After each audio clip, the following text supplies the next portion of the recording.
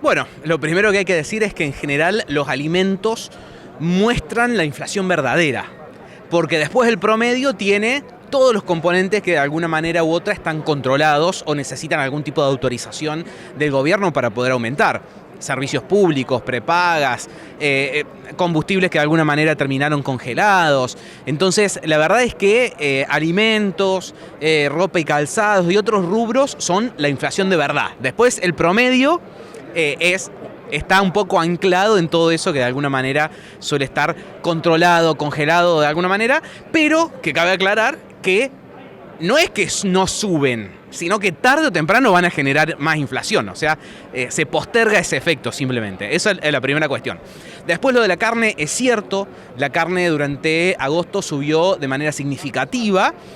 La única aclaración que uno puede terminar haciendo es que, bueno, está bien, subió después de un año de estar totalmente planchada y de haber ayudado a que la inflación se mantuviera más baja de lo que debería haber sido, porque justamente estuvo planchada y se atrasó mucho respecto a la inflación. Pero bueno, es cierto que fue el componente que más subió, que más incidió en alimentos y alimentos que más incidió en la suba de precios.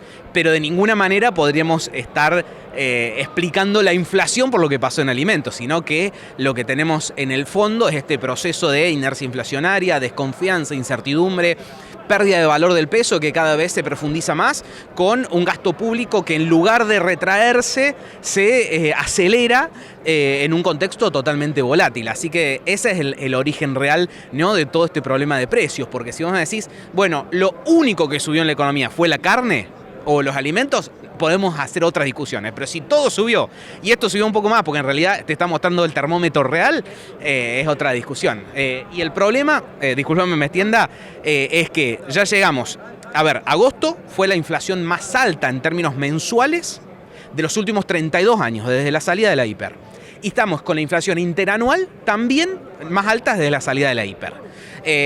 Y el problema es que vamos en ascenso, porque cerramos ahora con una inflación de los últimos 12 meses del 124% y vamos a cerrar el año con cerca del 150%. Y las expectativas para el año que viene, casi no hay expectativa porque no se sabe qué número puede llegar a haber. Te puede llegar a hablar de 200 o de 300%.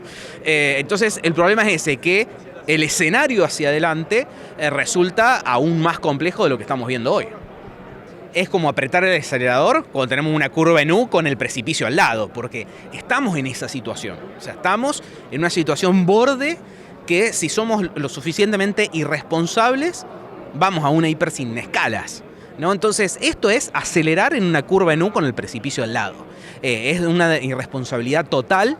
Es una irresponsabilidad total todos estos últimos meses de gestión económica, pero sobre todo de las PASO en adelante, donde se terminó.